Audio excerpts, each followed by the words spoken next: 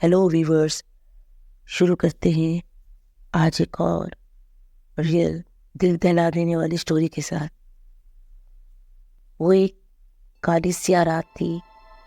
सिर्फ काला अंधेरा इतना घना कि आंखें फाड़ फाड़ के देखने पर भी चारों तरफ सिर्फ अंधेरा ही नजर आ रहा था। सन्नाटे को चीरती हुई हवा के चलने की ससराहट जो इसे बेहद वीरान और खौफनाक माहौल को पूरी तरह बदल रही थी और भी भयानक बना रही थी। कुत्ते के भौंकने की आवाज़ें ऐसी रातों में ज़्यादा सुनाई देती हैं, लेकिन वो रात कुछ अलग ही थी। अजीब अजीब आवाज़ें आ रही थी। चारों तरफ सन्नाटा पसरा था। बहुत ही ज़्यादा डरावनी और सनसनीखेज आवाज़ें। सुनसान गली थी और गली की आखिरी मोड़ पर पुराना कुआं था।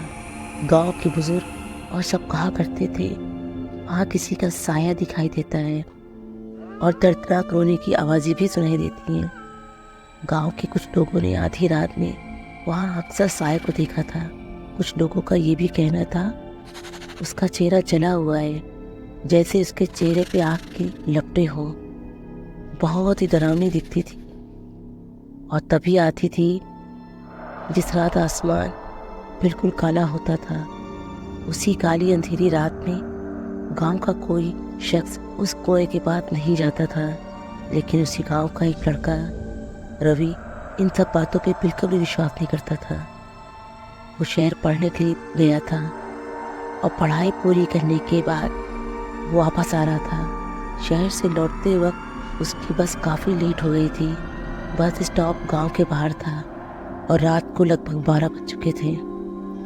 जैसे ही वो बस स्टॉप से उतरा तभी उसे एक बूढ़ा बुजुर्ग दिखाई दिया और बोला, बेटा रात बहुत हो चुकी है, आज काली अंधेरी रात भी है। उस कुएं वाले रास्ते पे इतनी रात को मत जाना, सुबह होते ही अपने गांव चले जाना। रवि बोला, मैं पढ़ा लिखा हूँ, मैं इन सब बातों पे विश्वास नहीं करता। बुजुर्ग बोला, बेटा आज काली अंधेरी रात है और वो साया इस रात को ही आता है और मैं नहीं चाहता कि तुम्हारे साथ कोई अनहोनी हो। लेकिन रवि इन बातों को नहीं मानता और बोलता है, मैं इन सब बातों पे, इन मनगढ़ंत बातों पे विश्वास नहीं करता। भूत साया ये सब कुछ नहीं होता। बूढ़ा बुजुर्ग बोला, बेटा गांव के बहुत सारे लोगों के साथ ये अनहोनी हो चुकी है। जो भी इस काली अंधेरी रात में उस रास्ते से जाता है वो साया उसे मार देता है या फिर उस रास्ते से गया हुआ शख्स सब कुछ भूल जाता है। रवि बोला, नहीं नहीं, मुझे अभी गांव जाना है, मैं इन सब बातों को नहीं मानता। ये बोलते हुए रवि गांव की तरफ बढ़ गया। भयानक रात का अंधेरा और आज पहली बार रवि को उस रास्ते से जाते जाते थोड़ा डर लग रहा था। धीरे धीरे उसका गला सूखने लगा। उसे बूढ़े आदमी की बात भी दिमाग में घूम रही थी।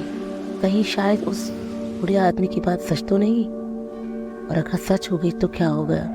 उसके दिल में थोड़ा डर था, लेकिन वो चलता रहा उस काली अंधेरी रात में। उस रात एकदम सन्नाटा था और चारों तरफ किसी जानवर की अजीब रोने की आवाज़ें आ रही थी। रवि के हाथ पैर ठंडे हो रहे थे, माथे पे पसीना आ रहा था। जैसे जैसे वो कुएं की तरफ बढ़ता गया उसको अजीब सी आवाज़ें सुनाई देने लगी। पहली बार रवि को डर लगा। फिर उसके मन में बात आई, कहीं बूढ़े आदमी की बात सच तो नहीं।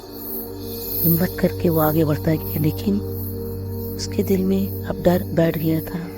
वो अजीब सी आहट, वो जंगली जानवरों का चिल्लाना, वो जंगल से आती खौफनाक आवाज़ें वो अजीब सा एहसास करा रही थी। जैसे वो कुएं के पास पहुंचता है, उस बूढ़े बुजुर्ग ने कहा था कि बेटा जा तो रहे हो, लेकिन पीछे मुड़ कर मत देखना। उस बूढ़े बुजुर्ग के मना करने के बावजूद भी उस कुएं के पास जाते ही रवि को कुछ एहसास हुआ। कोई उसके पीछे चल रहा है, कोई उसके साथ है। उसे पीछे किसी की आहट महसूस हुई। जैसे ही वो पीछे मुड़ के देखता है वो साया कहीं गायब हो जाता है और कुएं से किसी के रोने की आवाज़ें आती है। ऐसा लग रहा था कि कोई उसका नाम लेकर बुला रहा है। अब उसे और भी ज़्यादा डर लगने लगा। अब उसे समझ आ गया कि बुजुर्ग की बात सही है। वो आगे बढ़ा उसे अपने कंधों पर, अपने शरीर पर कुछ भारीपन महसूस हुआ। बिना वक्त गुजारे वहाँ से तेजी से भागने लगा और अपने घर आ जाता है। लेकिन उसे नहीं पता था कि वो अपने घर अकेले नहीं आया है, एक साया भी उसके साथ आया है। उसे लगा शायद जो कुछ रास्ते में उसके साथ हुआ उसका वहम हो सकता है। घर पहुंचकर उसने किसी को कुछ नहीं बताया, लेकिन उसके शरीर पर कुछ भारीपन महसूस हुआ। उसे लगा ये थकान होगी और बिस्तर पर सोने की तैयारी करता है तो उसके अपने आसपास किसी का होने का एहसास होता है। बहुत ज़्यादा डरा हुआ और सहमा हुआ था। तभी अचानक उसे एक परछाई दिखाई दी। वो बहुत डर गया और अचानक उठ के बैठ गया और किस तरह से उसने पूरी रात जाग कर गुजारी। इसी तरह सुबह हो गई, लेकिन उसने अपने घर पर किसी को कुछ नहीं बताया, ये सोचकर कि मैं अगर किसी को बताऊंगा तो कोई मेरा विश्वास नहीं करेगा। उसे वो साया हर जगह दिखाई देता था, कभी इसके सामने तो कभी इसके बिस्तर पे, चारों तरफ दिखाई देता था। इसी तरह दिन गुजरता गया और वो साय की ये तरह उसके साथ हो गया और उसकी हालत इस तरह दिन ब दिन बिगड़ती जा रही थी। घर वालों को समझ ही नहीं आ रहा था कि उसको क्या हो गया। डॉक्टर को दिखाया, जांच हुई, सब कुछ नॉर्मल था। तभी उसने अपने माता पिता को उस रात की बात बताई और ये भी बताया कि उसको साया दिखाई देता है जो हर समय उसके आसपास उसके साथ होता है और वो मुझे अंदर ही अंदर बहुत दर्द तकलीफ दे रहा है। उसके माँ बाप सब कुछ समझ गए, ये वही साया है। उन्होंने फ़ौरन एक बाबा को बुलाया जो तंत्र विद्या जानते थे। बहुत सारी पूजा होती, संस्कार होते, लेकिन उसकी तबीयत कोई सुधार नहीं होता।